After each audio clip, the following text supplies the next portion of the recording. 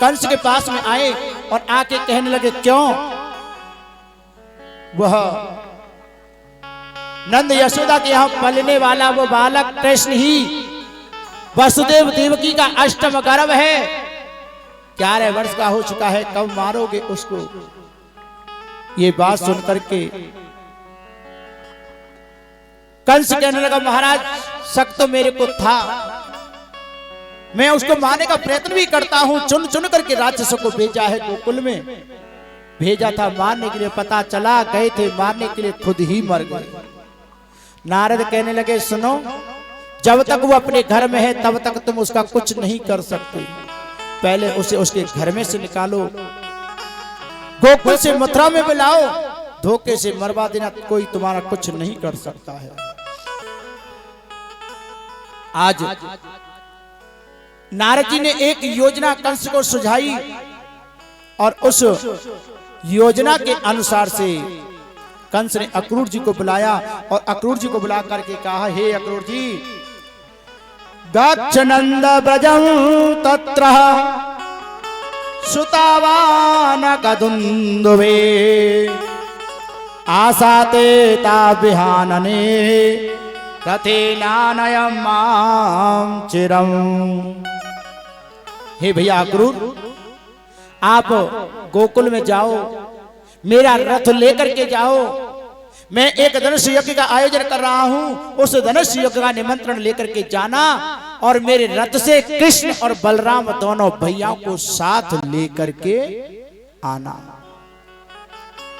अक्रूर मन में समझ गए कि ये पापी है, इसके मन में कोई पाप चल रहा है। हाथ जोड़ करके अक्रूर जी कहने, महाराज क्यों उन बालकों के जीवन में आप संकट में संकट डाल रहे हैं, आप इन 2 बालकों को क्यों नहीं जीने देते हैं? कंस कहने लगे, सुनो, आप मेरा स्वभाव जानते हैं ना, आप सीधे सीधे जाएंगे कि नहीं जाएंगे मुझे ये बताओ। जाते हैं तो ठीक है, नहीं जाते तो मैं कोई और रास्ता देख लूंगा बुलाने का, पर तुमको जीवित नहीं छोड़ूंगा। न चाहती हुए अक्रूर जी को कंस का रथ लेकर के मथुरा से गोकुल के लिए प्रस्थान करना पड़ा। अक्रूर जी चले हैं मथुरा से गोकुल को 2 घंटे का रास्ता। उस 2 घंटे के रास्ते में अक्रूर जी मन में विचार करते जा रहे हैं, छोटा सा लाला था, अब तो 11 साल का हो गया, मुझे पहचान पाएगा भी कि नहीं पहचान पाएगा। मैंने लोगों से सुना है कि वो भगवान है, पर तो रिश्ते में मैं उसका काका लगता हूं, चाचा लगता हूं। अब मैंने लोगों से सुना है वो भगवान है, मुझे उसको प्रणाम करना चाहिए कि वो मुझे प्रणाम करेगा। उसकी विभिन्न लीलाओं को याद करते करते अक्रूर जी जा रहे हैं प्रणाम स्वरूप। 2 घंटे के रास्ते में अक्रूर जी की समाधि लग गई। सुबह के चलते शाम हो गई और आज इधर गोकुल में मेरा श्याम सुंदर गायों को चराने के लिए वन में बलराम भैया के साथ में आए हैं। उनका किसी भी कार्य में मन नहीं लग रहा है।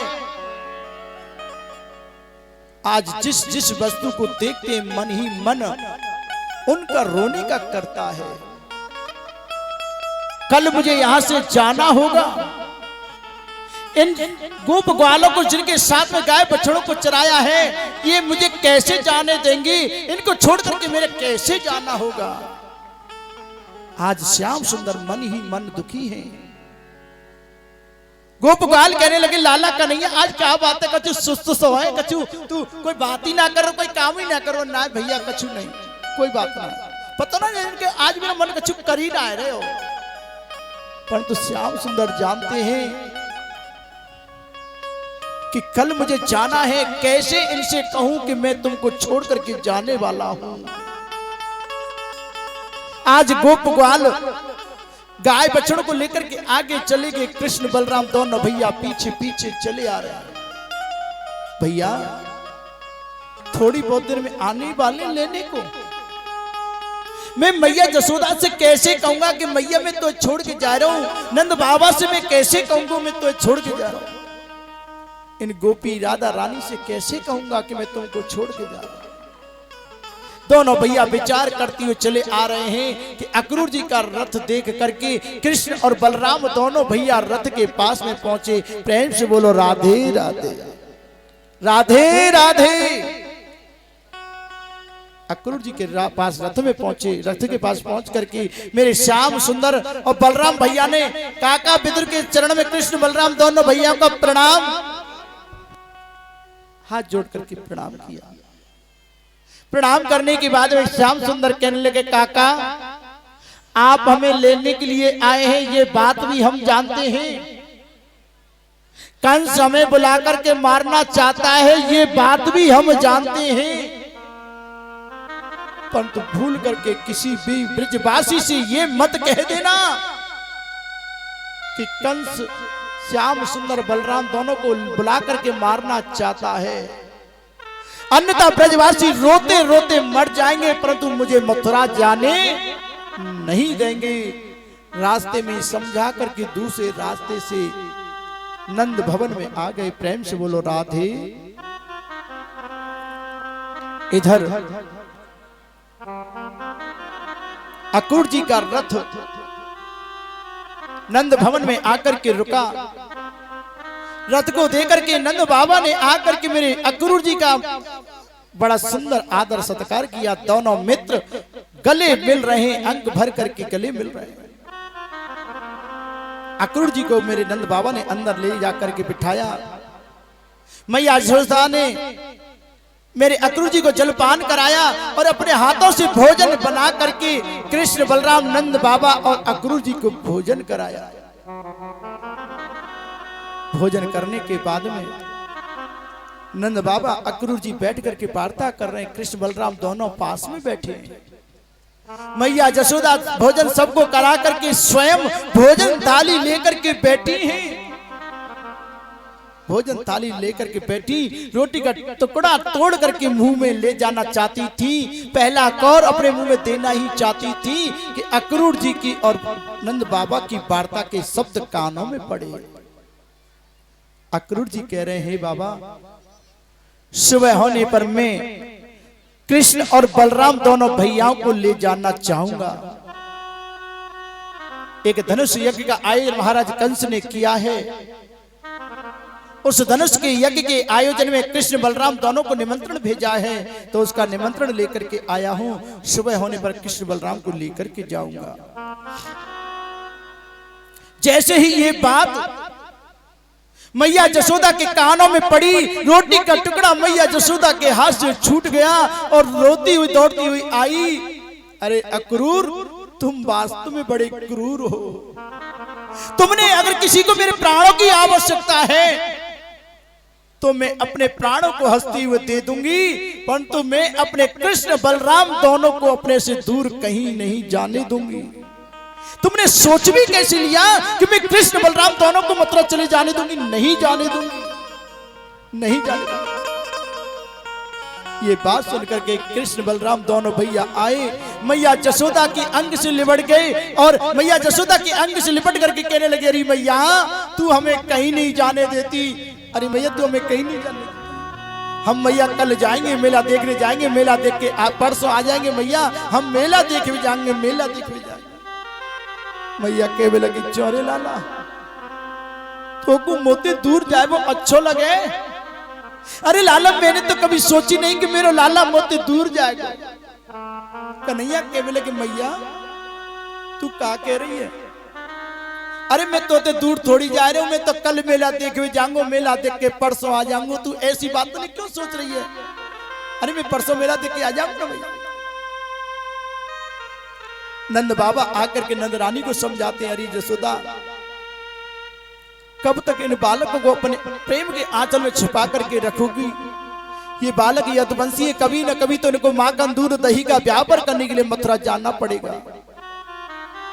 आप चिंता मत करो, मैं रात्रि में जाता हूं और मथुरा में जाकर के देखता हूं कृष्ण बलराम के प्रति यदि जरा सा भी अगर कोई मुझे संकट महसूस होगा तो रास्ते से वापस ले आऊंगा। तुम चिंता मत करो। नंद बाबा सखाओं के साथ में रात्रि में ही निकल गए, मथुरा के लिए प्रस्थान कर गए। आज मैया जसोदा की तो आंखों की नींदें उड़ चुकी हैं। मैया जसोदा आज श्याम सुंदर के पास में है, पलने के सिरहाने से पीठ लगा करके बैठी है, अपने पैरों पे श्याम सुंदर का सिर रखा है और मेरा लाला सो रहा है। अचानक से रात्रि में मेरे श्याम सुंदर की आंखें खुली, देखा मेरी मैया जसोदा पलंग पर बिस्तर पर नहीं है। मेरे श्याम सुंदर, अरे मैया तू कहां है, अरे मैया तू कहां है, अरे मैया तू कहां है कहते कहते ढूंढ रहे हैं, तो देखा आंगन में खम्भ से पीठ लगा करके बैठी है, बाल खुले हुए हैं, आंखों से अश्रु बह रहे हैं। मैया जसोदा के पास में जाके लाला गोद में बैठ गए। अरे मैया तू काई को रो रही है, मैंने तोते कई के मेला देख के जाऊंगा, मेला देख के परसों आ जाऊंगा, फिर तू मेरी याद में ऐसे काई को रो रही है मैया? मैं तो छोड़ के तोरी जा रही हूं, मैं तो केवल मेला देखने जा रहा हूं। मैया जसोदा ने मेरे लाला को अंक में भर लियो। लाला मैंने तो कभी भी नहीं सोची कि मेरा लाला मोते दूर जाए भी, कि सोचे को पता नहीं लाला न जाने क्यों मेरो मन तो मतरा भेजवे को नाय कर रहे, मेरो मन नाय कर रहा तो भेजवे को। मैया ते कह रही मैया ऐसी बात नहीं क्यों करे, मैं तो छोड़ के हमेशा को थोड़ी जा रहा हूं, मैं तो सुबह जाऊंगा और मेला देख के परसों आ जाऊंगा। पूरी रात मैया जसोदा ने मेरे श्याम सुंदर को गोद में लेके बैठी रही। सुबह अक्रूर जी ने रथ को तैयार किया।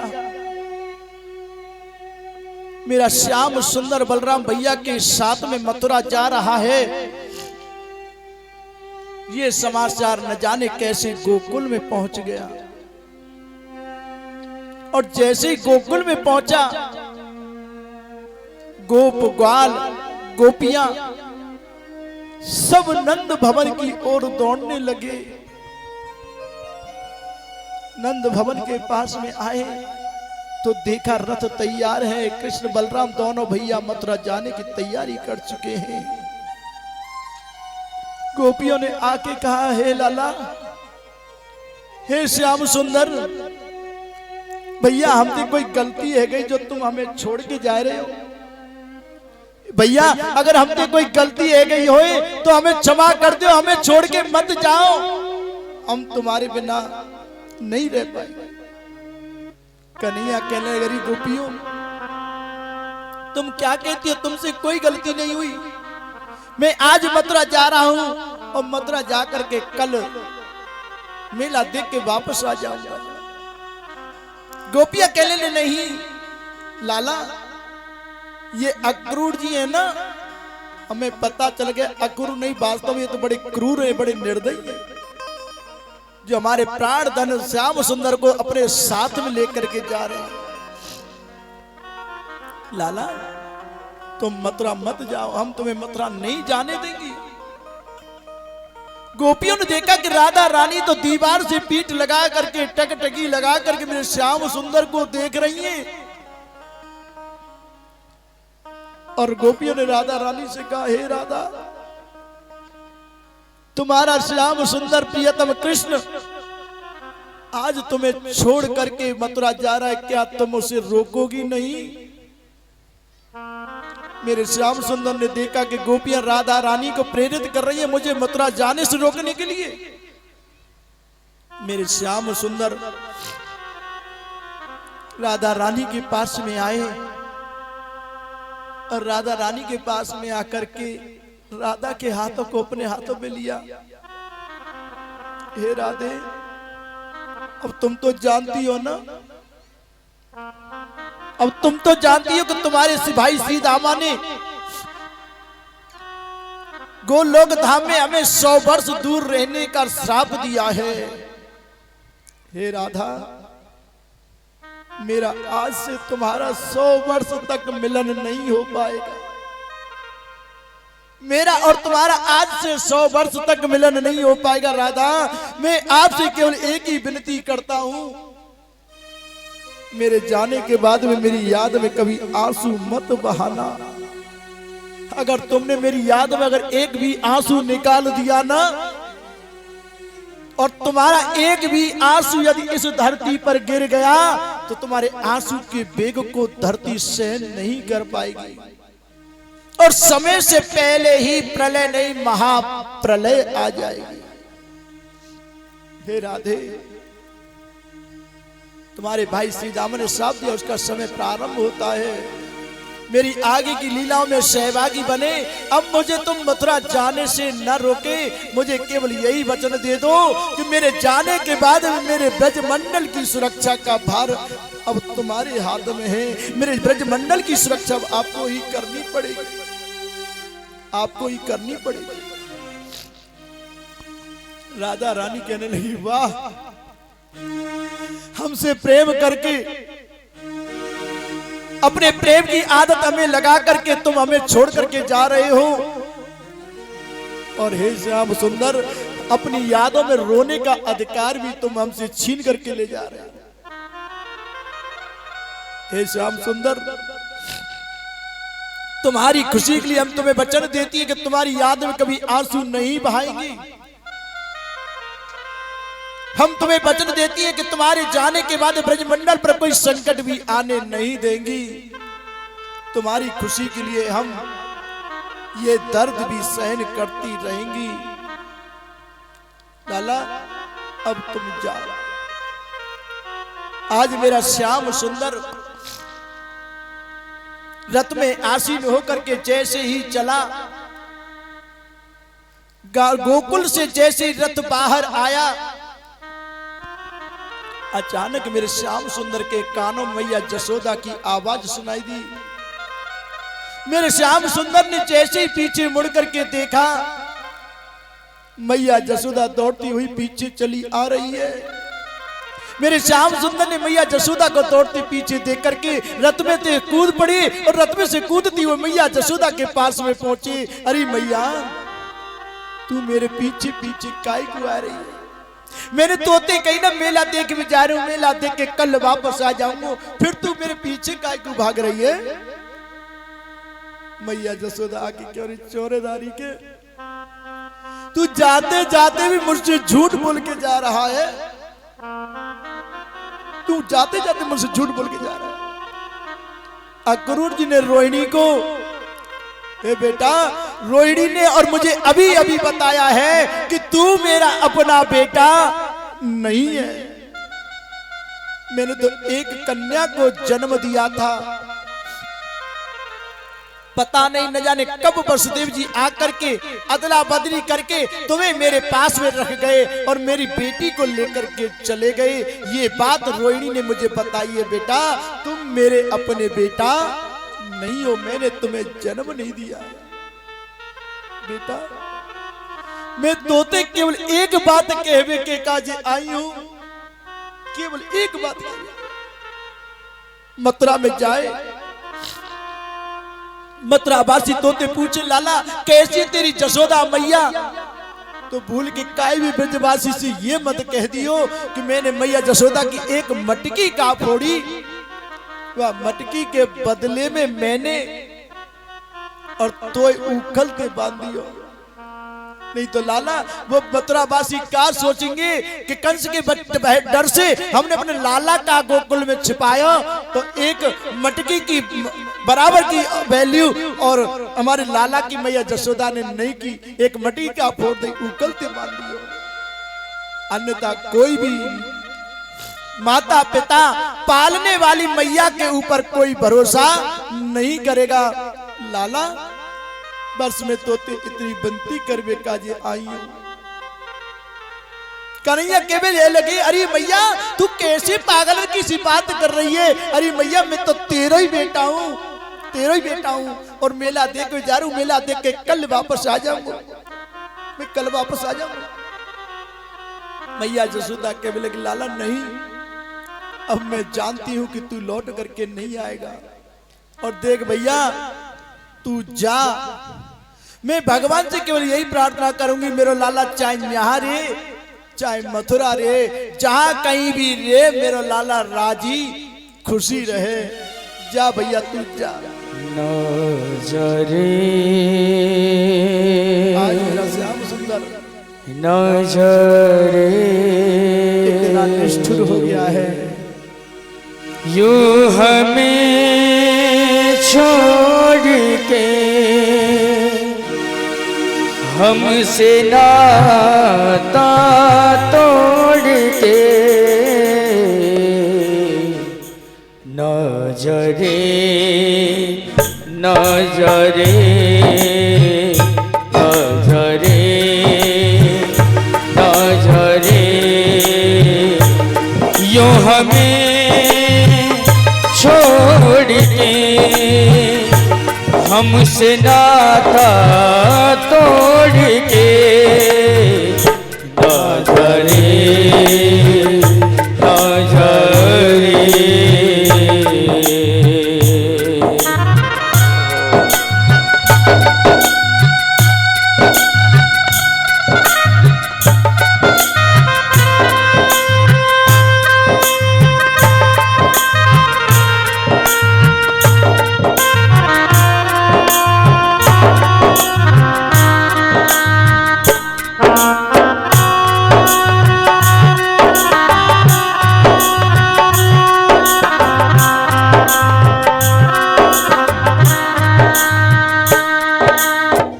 तुझसे बिछड़ के ओ मेरे प्यारे जी न सकूंगी मैं,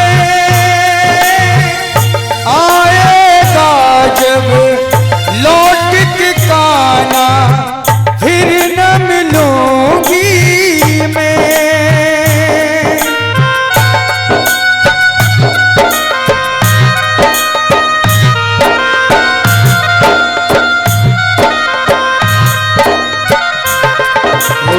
तुझसे बिछड़ के ओ मेरे प्यारे जी न सकूंगी मैं, आएगा जब लौट के काना फिर न मिलूंगी मैं।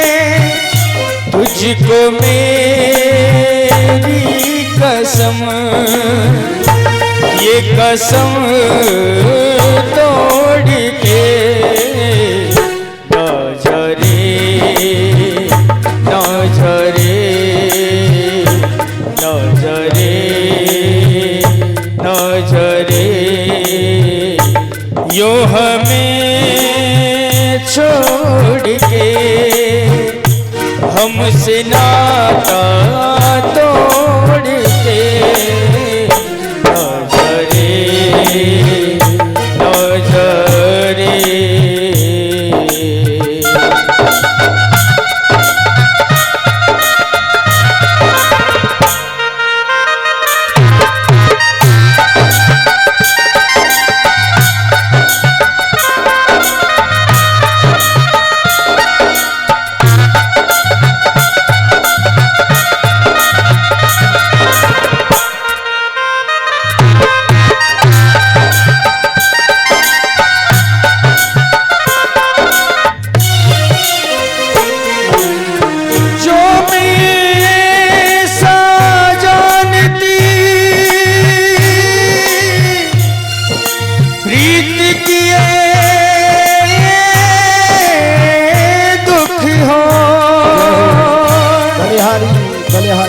नगर ढिंडोरा पीटती प्रीत न करियो को,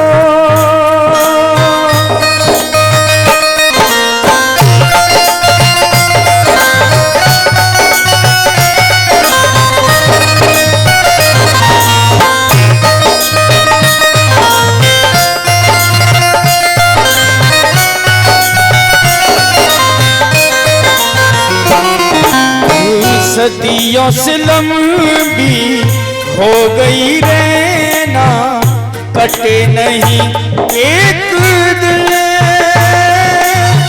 कौन सुनाए ओ मेरे प्यारे बंसी तेरे बिन।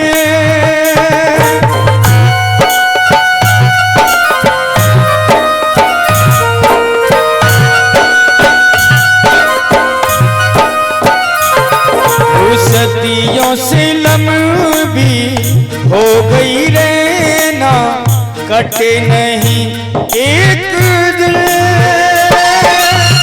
कौन सुनाए हो मेरे प्यारे बंसी तेरे में।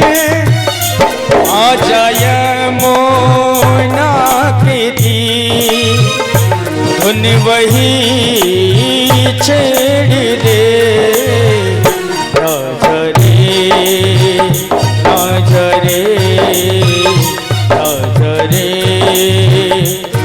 झरे यूं हमें छोड़ के हमसे नाता तोड़ के।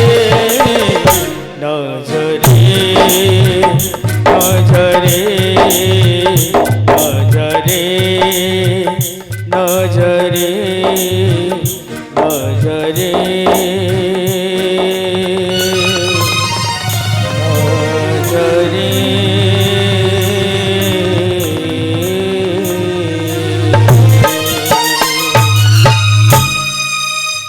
आज मेरा श्याम सुंदर इतना निष्ठुर हो गया, रोती बिलखती मैया जसोदा को छोड़ करके रथ में बैठ करके चल दिया। और जब तक उस रथ की ध्वजा दिखाई देती रही, टकटकी लगा करके मैया यशोदा देखती रही कि शायद मेरा लाला अब लौटे आवे, शायद मेरा लाला अब लौटे आवे। परंतु मेरा श्याम सुंदर आज इतना निष्ठुर हो गया कि उसने पलट करके भी ब्रज की तरफ नहीं देखा। अक्रूर जी के मन में कष्ट होने लगा कि मैंने क्या बिगाड़ा था इन ब्रजवासियों के जो प्राण धन स्वरूप श्याम सुंदर को लेकर के जा रहा हूं। उनके मन में कष्ट। यमुना का किनारा आया तो मेरे श्याम सुंदर कहते हैं, काका अक्रूर जी आपने सुबह स्नान नहीं किया था, यमुना में जरा स्नान कर लो। प्रेम से बोलो राधे। अक्रूर जी यमुना में स्नान करने के लिए प्रवेश करते हैं तो मेरे श्याम सुंदर की आरती करते हुए समस्त देवताओं को यमुना के अंदर देखते हैं। अक्रूर जी सिर निकाल करके यमुना से बाहर निकल करके देखते हैं तो कृष्ण बलराम दोनों रथ में हैं। नाक पकड़ के डुबकी लगाते हैं तो देखते हैं कि बलराम शेष बने हुए हैं और श्याम सुंदर चतुर्भुज स्वरूप में बैठे हैं और देवता गण आरती कर रहे हैं।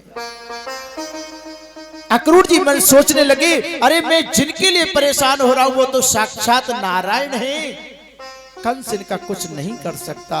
और ला करके यमुना बाग सदर क्षेत्र में छोड़ दिया जहां नंद बाबा पहले से विराजमान। आज कन्हैया नंद बाबा से कहने लगे, बाबा यदि आपका आदेश हो तो हम मथुरा नगरी में घूमे आए।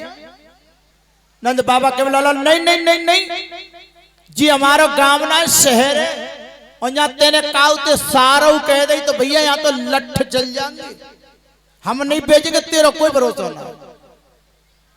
कन्हैया के बोले कि बाबा देखो बलराम भैया बड़े हैं, हम तो समझदार हैं, हमारे संग भिन्न भेज दो, पर मामा कंस की नगरी मथुरा बहुत सज रही है, अच्छी लग रही है, हम देखो चाहे तो घूम के आवो चाहे। अच्छा अगर ऐसी बात है तो बलराम देख बेटा तुम बड़े हो समझदार हो, जाओ इन्हें मथुरा में घुमा लाओ। आज बलराम कृष्ण सखाओं के साथ में ब्रज मथुरा की गलियों में घूम रहे हैं और बलराम भी जानते हैं कि अब तो वही होगा जो कन्हैया चाहता है। विश्राम घाट पे आकर के मेरे श्याम सुंदर ने सखाओं के साथ विश्राम किया। वहीं पर एक धोबी को कपड़े धोते देखा, चमकते कपड़े देख के सखा कहने लगे, कन्हैया ओ लाला देख भैया इन चमकीले चमकीले कपड़े देखे और हमारे फटे टूटे से कपड़े ने देखे। ऐसे कपड़ा ने जो पहने को बिन के का तो घी बूरो मिलेगो या सूखो बूरो ना मिलेगो नंसार में आए। कन्हैया के लोग चाहते क्या बोले, हम चाहते कि ऐसे चमकीले चमकीले कपड़ा हमारे होने चाहिए। कन्हैया आगे गए और जाके धोबी के पास में खड़े हो गए, मामा जी प्रणाम। और धोबी महाराज कंस के कपड़े धोने का कार्य करता बड़ा अभिमानी है। मामा ने तो कोई ध्यान ही नहीं दिया। कन्हैया ने कहा मामा जी प्रणाम, मामा कंस के भांजे गोकुल से आए हैं, अगर आपको अच्छा लगे तो इनमें से कछु कपड़ा हमें दे दो, जब जाएंगे वापस तुम्हें देते भाई चले। जैसे ये बात सुनी कपड़ा धोते धोते धोबी ने नजर घुमा के कहा अच्छा अब तक टेटी के चाटते, बेजर की रोटी खाते, पोखरा को पानी पीते, राशि कपड़ा पहनने की लालसा रखे। अरे हट जाओ मेरे नजर के सामने जैसे। जो काम पूतना अगासुर बकासुर तहनकासुर ब्रह्मासुर न कर सके, अन्यथा वो काम मैं कर दूंगा। एक छोटा सा 5 वर्ष को सखा कन्हैया की इकन्नी उंगली पकड़ के चल रहे हो। और जैसे ये बात धोबी ने कही, वो 5 वर्ष का सखा कह बोले कन्हैया भैया, ओ भैया देख देख देख देख, हम तो मामा ही मामा कर रहे हैं और मामा हमारी चांद पे चढ़े चले आ रहे। ओ भैया देख, होगी सो देखी जाएगी, तू पूतरा वाले हाथ में दिखाई दे। कोई बात होगी तो पीछे मैं संभाल लूंगा, मैं बैठो। प्रेम तो बोलो राधे। कन्हैया कह ले बस तुम्हारा इतना ही भाव काफी है। अब कुछ कहना तो चाहते, कुछ करना तो चाहते, पर बलराम भैया। कन्हैया ने क्या किया, बलराम भैया देखिए जी कहाँ है, कहाँ है, बोले देखो तो जी कहाँ है कहाँ है कहाँ है। और जी कहाँ है करके जैसे बलराम जी की दृष्टि ऊपर को घुमाई, कन्हैया ने उल्टे हाथ का थप्पड़ धोबिया के कान पे सटका दिया। और जैसे उल्टे हाथ का थप्पड़ पड़े ना तो धोबी को नारियल तो खड़े के जमना छपाक से जाके पड़े। कन्हैया कहते बलराम जी कहले छोड़े लाला माता का चुनाव पर जी आवाज काहे की भाई। कन्हैया नीचे गर्दन करके लगे भैया जी मामा कंस की नगरी है, यहाँ बम पटाखे तो ऐसे ही फूटते रहे। कन्हैया बलराम भी जानते हैं तो वही होना जो कन्हैया चाहता है। गोप सखाओं ने चमकीले चमकीले कपड़े पहने और पहन के जब चलवे लगे ना तो एक समस्या खड़ी है गई। समस्या का खड़ी भाई, काऊ बड़े आदमी के कपड़ा ने जब छोटो बालक पहनेगा तो सखा कपड़ा ने पहन के जब चले लगे ना तो बिना झाड़ू के सड़क साफ है रही है। कन्हैया ओ भैया देख इन कपड़ा को देख के हर कोई कह दे कि हमारे कपड़ा नाए। कन्हैया कह बोले चाहते क्या हो, बोले हम चाहते कि ये कपड़ा हमारी फिटिंग के है जाए। तो एक दर्जी ने श्याम सुंदर के स्वरूप को निहार करके उनके कपड़ों को काट छांट करके उनकी फिटिंग का कर दिया। अनन्य भक्ति का आशीर्वाद देकर के श्याम सुंदर आगे बढ़े। सुदामा नाम के एक माली ने मेरे श्याम सुंदर उनके सखाओं को फूल माला पहनाई। अनन्य भक्ति का आशीर्वाद देकर के आगे बढ़े। श्याम सुंदर सखाओं के साथ मथुरा की गलियों में घूम रहे हैं। कंस का आदेश है कोई भी कृष्ण बलराम का स्वागत नहीं करेगा, परंतु मथुरा की नारियां ऊंची ऊंची अटारियों पे खड़े होकर के कृष्ण बलराम को निहार रही हैं कि इसने गोकुल में गोपियों को बड़ा आनंद दिया है। उन गोपियों को सुख प्रदान करने वाला आज हमारे यहाँ आया है, हम उसका स्वागत नहीं कर सकती तो क्या हुआ, कम से कम ऊपर से दर्शन तो कर सकते हैं। दर्शन करते करते श्याम सुंदर गोपियों ब्रज की गोपियों को मथुरा की गोपियों को सुख प्रदान करते के आगे पहुंचे तो एक जगह बड़ी जोर की खुशबू आ रही। इतनी जोर की खुशबू आ रही कि कन्हैया के पांव न चाहते हुए भी आगे बढ़ नहीं पा रहे हैं। इधर उधर देखा तो कुछ नहीं दिखाई दिया, केवल एक घूंघट करके 3 जगह से टेढ़ी हाथ में लठिया लेके हाथ और एक दूसरे हाथ में डलिया लेके चली जा रही।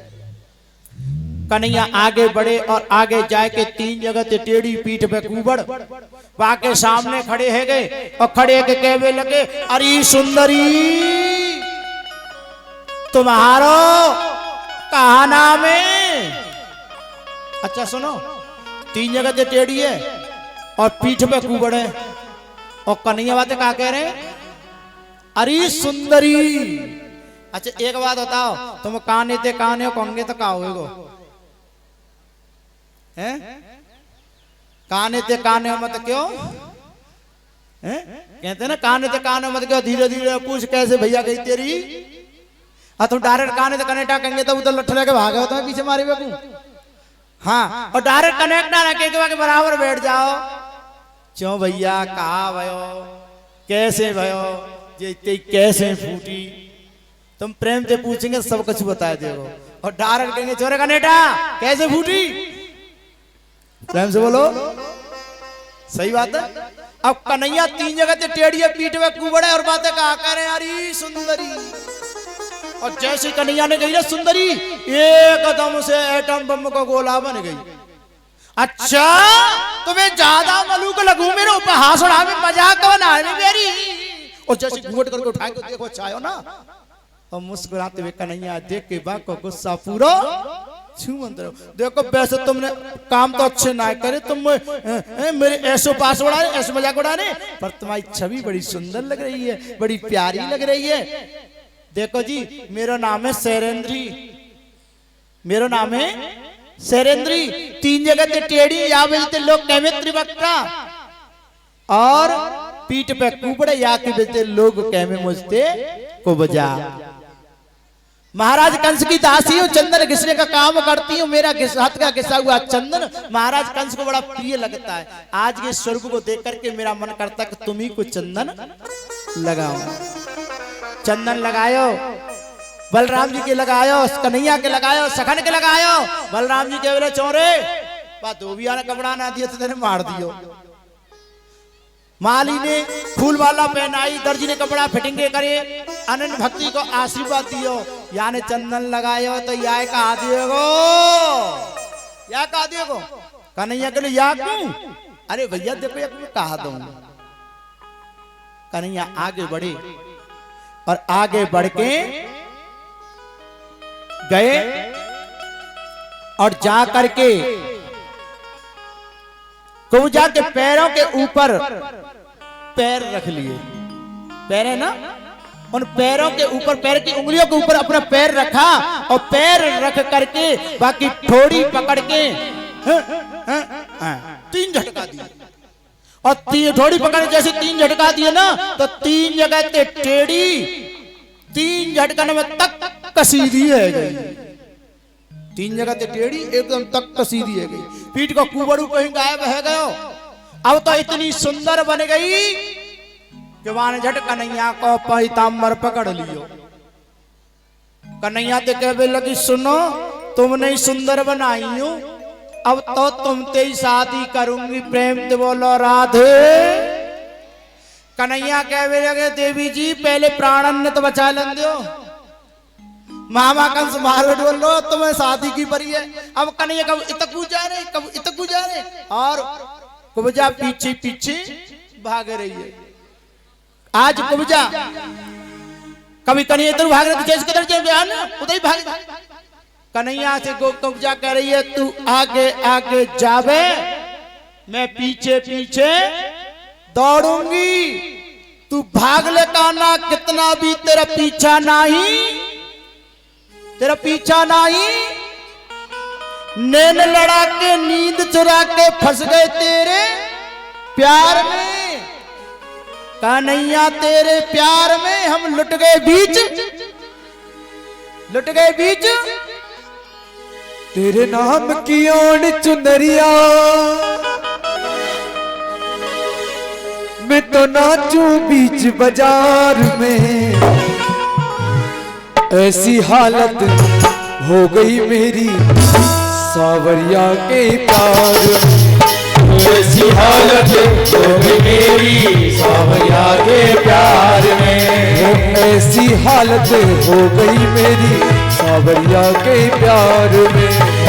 ऐसी हालत हो गई मेरी सावरिया के प्यार में। तेरे नाम की, तेरे नाम की, तेरे नाम की ओढ़ चुनरिया मैं तो नाचूं बीच बाजार में। ऐसी हालत हो गई मेरी सावरिया के प्यार में। ऐसी हालत हो गई मेरी सावरिया के प्यार में। ऐसी हालत हो गई मेरी सावरिया के प्यार में। देखो कन्हैया की छवि को देख करके तुम क्या देखती रहेगी, शादी करवा चाहे हैं? और कौन कौन मेरे श्याम सुंदर को चाहते हैं? कौन कौन चाहते हैं कि जैसे कविता के ऊपर मेरे श्याम सुंदर ने कृपा की है आपके ऊपर भी कृपा करें? जो चाहते हैं जैसे कविता के ऊपर श्याम सुंदर कृपा हुई उनके ऊपर कृपा हो, तो हाथ उठा करके जय हो, ऊपर ही पर हाथ उठा करके जय हो।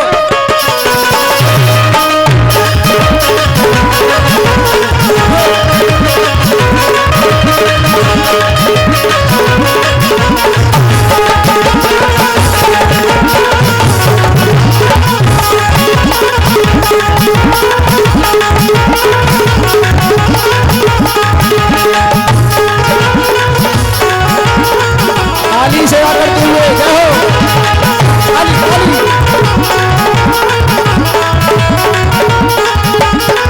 रंग बदलती इस दुनिया में कोई किसी का यार नहीं, कोई किसी का यार नहीं, कोई किसी का यार नहीं। और रंग बदलती इस दुनिया में कोई किसी का यार नहीं, कोई किसी का यार नहीं, कोई किसी का यार नहीं। मतलब की है दुनिया सारी, मतलब की है दुनिया सारी, तुझे मतलब व्यवहार नहीं, बिन मतलब व्यवहार नहीं, बिन मतलब व्यवहार नहीं। हार गई हूँ मैं मनमोहन, हार गई हूँ मैं मनमोहन, हार गई हूँ मैं मनमोहन प्यार के इस व्यापार में। ऐसी हालत हो गई मेरी सावरिया के प्यार में। ऐसी हालत हो गई मेरी सावरिया के प्यार में। ऐसी हालत हो गई मेरी सावरिया के प्यार में। ऐसी हालत हो गई मेरी सावरिया के प्यार में। दोनों हाथ उठा करके जय हो।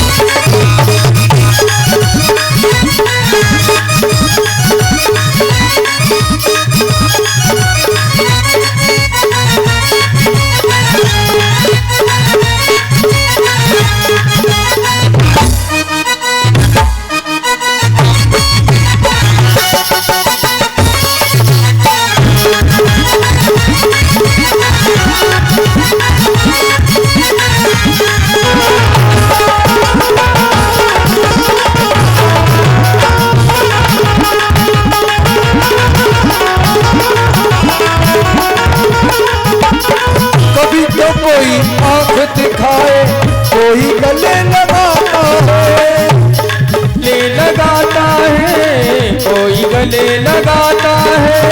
कभी तो कोई आंख दिखाए, कोई गले लगाता है, कोई गले लगाता है, कोई गले लगाता है। धूप छाव पग पग पर मिलते सुख दुख आता जाता है, सुख दुख आता जाता है, सुख दुख आता जाता है। वो जीत की मुझको खुशी नहीं है, जीत की मुझको खुशी नहीं है, दर्द नहीं है हार में। ऐसी हालत हो गई मेरी सावरिया के प्यार में। ऐसी हालत हो गई मेरी सावरिया के प्यार में।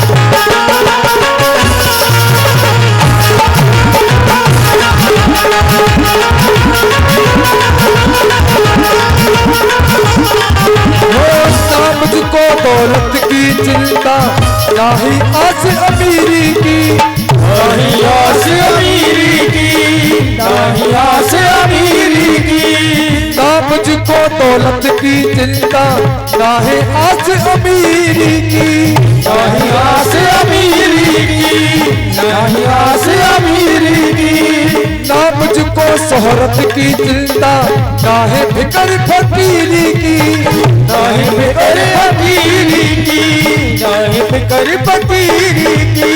हमको सब कुछ मिला है मोहन, हमको सब कुछ मिला है मोहन, करके करूं बेकार में, ऐसी हालत हो गई मेरी सावरिया के प्यार में, ऐसी हालत हो गई मेरी सावरिया के प्यार में। तेरे नाम की, तेरे नाम की, तेरे नाम की ओर चुनरिया मैं तो नाचूं बीच बाजार में, ऐसी हालत हो गई मेरी सावरिया के प्यार में, ऐसी हालत हो गई मेरी सावरिया के प्यार में।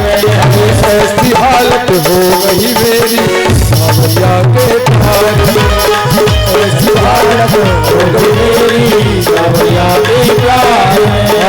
ऐसी हालत हो गई मेरी सावरिया के प्यार में, ऐसी हालत हो गई मेरी सावरिया के प्यार में। मेरे श्याम सुंदर ने कहा, हे देवी, अब आप अपने घर जाइए, समय मिलने पर मैं आपके घर अवश्य आऊंगा। और घर आने का आश्वासन देकर के कब्जा को विदा किया। श्याम सुंदर आगे बढ़ते हैं, धनुष को देखने के बहाने तोड़ देते हैं और धनुष को तोड़ करके वहां धनुष की रक्षा में लगे हुए जितने सैनिक थे सबको मार देते हैं। एक सैनिक ने जाकर के महाराज कंस को बताया, महाराज, अरे उस पूतना अकासुर, बकासुर, धैनकासुर, व्यामासुर, प्रलंबासुर को मारने वाले को तुमने यहां क्यों बुला लिया?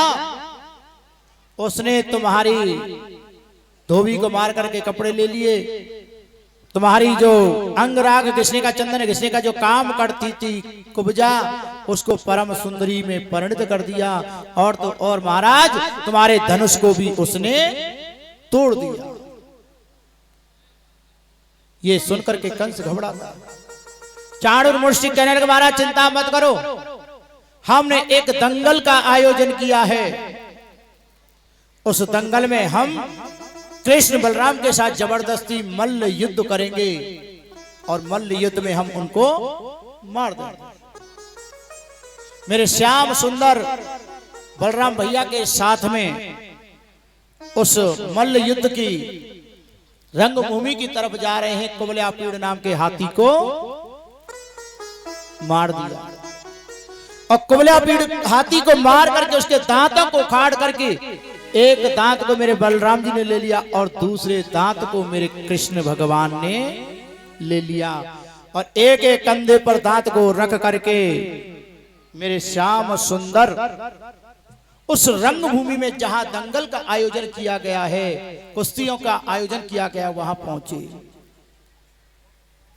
और तुलसीदास जी कह रहे हैं, जाकी रही भावना जैसी प्रभु मूरत देखी तिन तैसी, जिसकी जैसी जैसी भावना थी मेरे श्याम सुंदर इस स्वरूप में रंगभूमि में पधारने पर उसी प्रकार के सबको दिखाई दे रहे। जैसे कृष्ण बलराम दोनों सभा में आए, वेश में सभा अवाक जन पलक परे नहीं ए, चित्र लिखे से रह गए सभी कृष्ण को दे। जैसे फोटो होता है ना, फोटो में सब लोग स्थिर होते हैं, ऐसे ही फोटो की तरह स्थिर सभी उपस्थित सभाजन एक टकटकी लगा करके मेरे श्याम सुंदर को देखते ही रह गए। और मेरे श्याम सुंदर की छवि कितनी सुंदर प्यारी लग रही है। कांधे लिए गज दंत सभा में हलधर संग आए भयोहारी, महागज मारो दंत उखारो देखी के कंस अचंभित भारी। अपनी अपनी अंतर दृष्टि से, अपनी अपनी अंतर दृष्टि से देख रहे प्रभु को नर और नारी। भावना जैसी रही जीव के मन, भावना जैसी रही जीव के मन, प्रभु मूरत तिन तैसी निहारी, प्रभु मूरत तिन तैसी निहारी।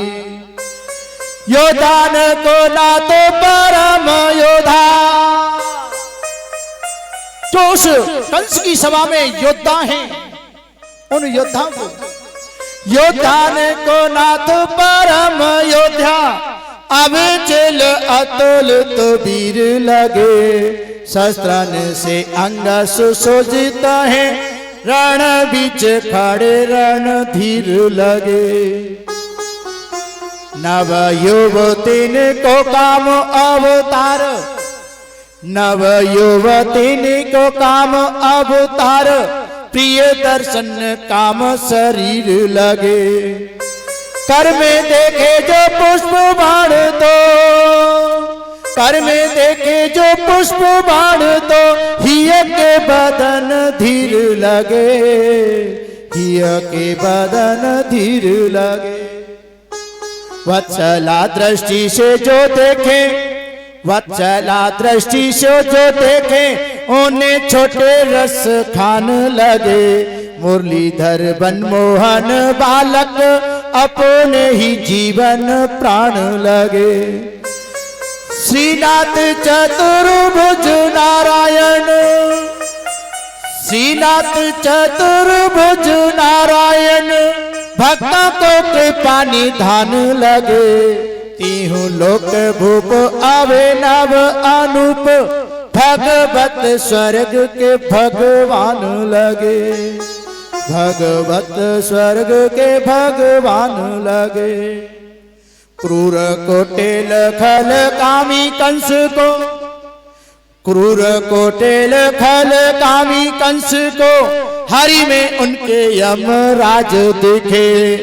काल कराल महाविकराल, काल कराल महाविकराल, गदा लिए खड़े हरे राई। कृष्ण और कंस हैं आमने सामने, तीनों लोग रहे हैं अकुलाई।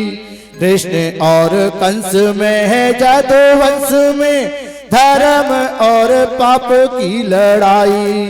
कृष्ण और कंस में है जादूवंश में, धर्म और पाप की आज लड़ाई।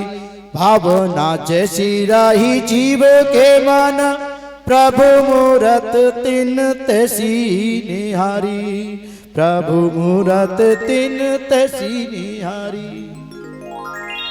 जो जो जैसी जैसी दृष्टि थी मेरे श्याम सुंदर को वैसा ही पाता है। योद्धाओं को मेरे श्याम सुंदर परम योद्धा लग रहे हैं, योद्धाओं को परम योद्धा लग रहे हैं। जो नव युवतियां हैं उनको मेरे श्याम सुंदर कामावतार लग रहे हैं, और जो बड़ी बड़ी माता हैं जिनकी दृष्टि में वत्सल भाव है, उनके तो मेरे श्याम सुंदर छोटे छोटे नन्हे बालक लग रहे हैं। जो भगवान की दृष्टि से मेरे श्याम सुंदर को देख रहे हैं, उनको चतुर्भुज विष्णु स्वरूप भगवान दिखाई दे रहे हैं। और जो कामी क्रोधी कुटिल और पापी हैं, उन्हें कंस को मेरे श्याम सुंदर यमराज के रूप में दिखाई दे रहे हैं। जिसकी जैसी भावना वैसी रूप में श्याम सुंदर दिखाई दिए।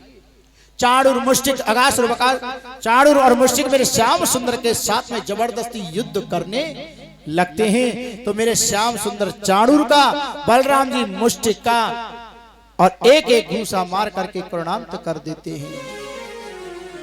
और मेरे श्याम सुंदर छलांग लगा करके सिंहासन पर पहुंच गए कंस के पास। धक्का मारा, मुकुट गिर गया, बाल पकड़ करके सिंहासन से खींचने लगे। कंस कहने, अरे अरे अरे ये क्या करते हो, मेरे बाल पकड़ करके खींचने मेरे लगती नहीं है क्या? ये बात सुन करके कृष्ण कहने लगे, वाह जाके पग न फटी विवाई, सो कहा जाने पीर पराई।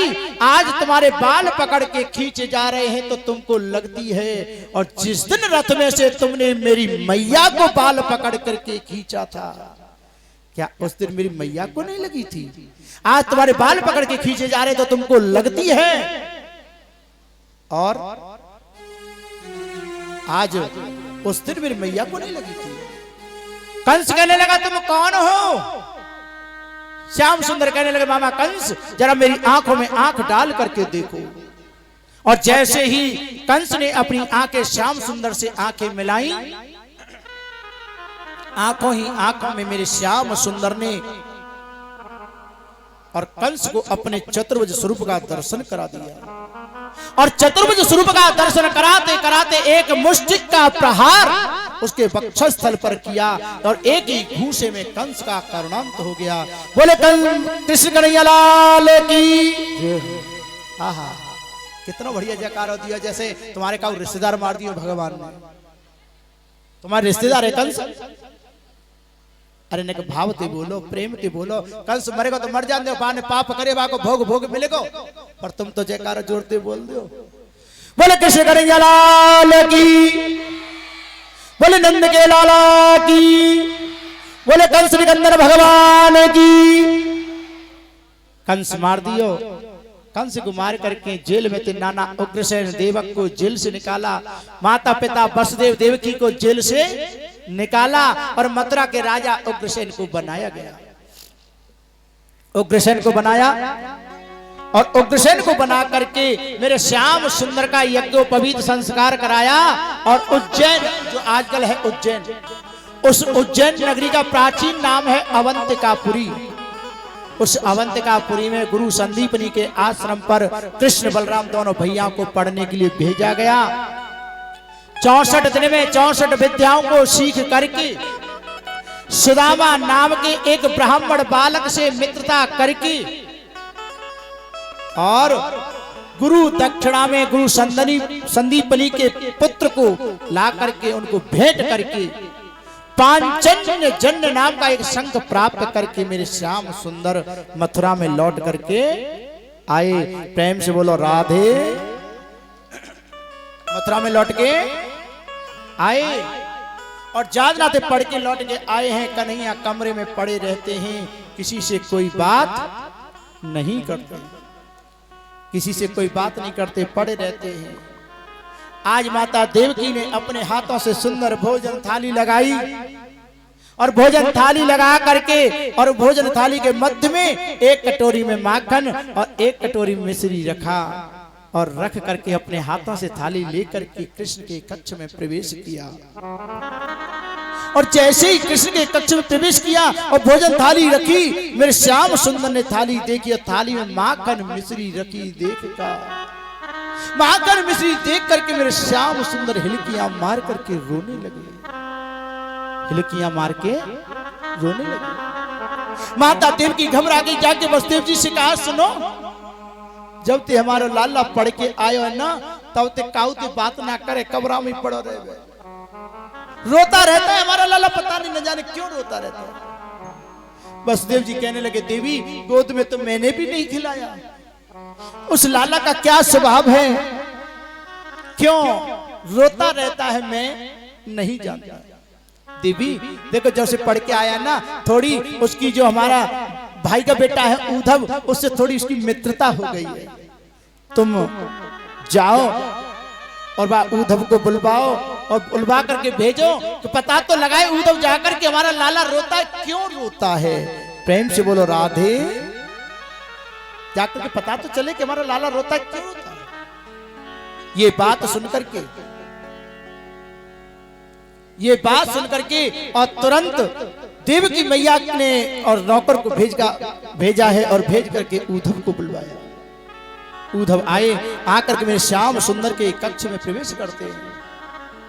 उद्धव आए, आकर के कहने लगे श्याम सुंदर से, क्यों केशव, मैंने सुना है कि तुम पढ़ के आए हो तब से रोते रहते हो, क्यों रोते रहते हो, क्या हम मथुरा वासियों से कोई गलती हो गई। अरे भैया, हमसे कोई गलती हुई हो तो हमें क्षमा कर दो, क्यों रहते रहते हो, कोई बात तो होगी, कोई बात बताओ ना।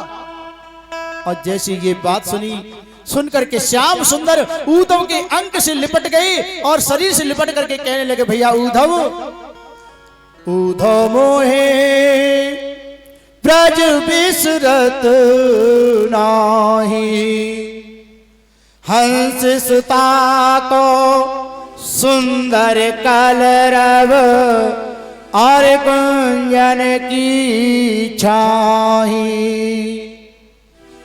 वे सुरभि वे वक्ष दोहिनी, छारिक दुहावन जाही, अगणित भांति करी बहुलीला, यशदानंद निवाही, उद्धव मोहे ब्रज बिसरत नाही। हे भैया उद्धव, मैं चाह करके भी उस ब्रजमंडल को भुला नहीं पाता हूं, मुझे रह रह करके ब्रजमंडल की याद आती है। ब्रजमंडल की याद आती है, क्यों आती है? क्योंकि शायद वो ब्रजवासी मुझे याद करते हैं, अगर वो मुझे याद नहीं करते तो मुझे याद नहीं आता। और भैया आप मेरा एक काम करोगे? बोले हाँ हाँ बताओ। आप जाओ और जाकर के मथुरा में, मथुरा से जाओ जाकर के गोकुल में उन गोपी ग्वाल मैया जसोदा नंद बाबा सबको समझाओ कि वो मेरी याद ना करे। उद्धव कहने लगे, क्या कहते हो?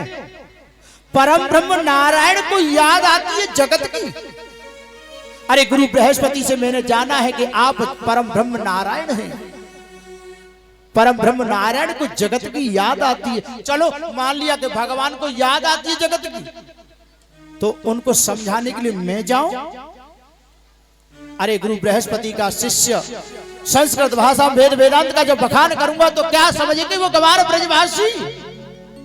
मैं नहीं जाऊंगा समझाने के लिए। उद्धव से श्याम सुंदर, ओहो, उद्धव को अपने ज्ञान का इतना अभिमान, इतना अभिमान। आज श्याम सुंदर कहने लगे, भैया नहीं, आप ही जाओ और थोड़ा जरा सरल भाषा में समझाने का प्रयत्न करना, सरल भाषा में समझाना। ठीक है, आप कहते हो तो मैं जाता हूं, परंतु 1 घंटे से ज्यादा ब्रजमंडल में नहीं रुकूंगा। 1 घंटे ज्यादा नहीं रुकूंगा। बोले हाँ हाँ भैया आप जाओ, 1 घंटा में आओगे या 6 घंटे में आओगे तो समय बताएगा, पर तुम जाओ। उद्धव जाने के लिए तैयार हुए। मेरे श्याम सुंदर ने पीतांबर उनके गले में अपना डाल दिया, अपना मोर पंख उनको लगा दिया और कहा, भैया जब से मैं मथुरा आया हूं ना, तब से ब्रजवासी किसी भी अपरिचित व्यक्ति से बात नहीं करते। मेरे इस पीतांबर को देख करके, मोर पंख को देख करके समझ जाएंगे कि तुमको मैंने भेजा है, तो कम से कम तुमसे बात तो करेंगे। और देखो जिस रथ में तुम सवार होकर के मैं आया था ना, उसी रथ से तुमको जाना है। सुंदर पत्र लिख करके मेरे श्याम सुंदर ने दे दिया और उद्धव वह पत्र लेकर के चल दिए। और मेरे श्याम सुंदर का पत्र लेकर के जब उद्धव चले मथुरा से जब कुछ दूर, चले मथुरा से जब कुछ दूर, वृंदावन निकट आया। यहीं से प्रेम ने अपना अनोखा रंग दिखाया। उलझ कर वस्त्रों में कांटे लगे उद्धव को समझाने, तुम्हारा ज्ञान पर्दा फाड़ देंगे, वो है प्रेम दीवाने। अरे उद्धव, तुम जिस ज्ञान के लेकर के जा रहे हो उस ज्ञान को वहां पर कोई पूछने वाला नहीं। वो प्रेम तुम्हारे ज्ञान रूपी इस पर्दे को फाड़ देंगे, तहस नहस कर देंगे। तुम्हारे ज्ञान को कोई पूछने वाला नहीं है। श्री राधे बोलो, वृंदावन बिहारी लाल की। आइए श्री रौंदे से पधारे हो कल्याण सिंह जी भैया महाराज जी का स्वागत करते हुए सभी इनके लिए जोरदार तालियां बजाएंगे। भैया श्रीमान कल्याण सिंह जी श्रीरौन से आए हैं और आपके मध्य में कथा कह रहे इस बालक के दीक्षित शिष्य हैं, दीक्षित शिष्य हैं। ये इनकी धर्मपत्नी और इनके माता पिता इस शरीर से इन्होंने दीक्षा ली है और आज जब से दीक्षा ली है उसके बाद से प्रथम बार इनकी तरफ आना मेरा हुआ है। करीब 5 साल के बाद में इस साइड में कथा करने के लिए आया हूँ। अन्यथा मेरी कथाओं का दौर चाहरवाटी आगरा से लेकर के इटावा कानपुर कन्नौज तक से मेरा क्षेत्र चल रहा था। तो आज अपने ही गुरुदेव का स्वागत करने के लिए अपनी ही शिष्या जो हमारे माँ साहब है ना नरेश जी, उनकी धर्मपत्नी बेटी कुसुम को भी इन्होंने शिक्षा दी है और अपने परिवार के साथ में कल भी आए थे, आज भी आए थे। और श्रीमान ओम प्रकाश जी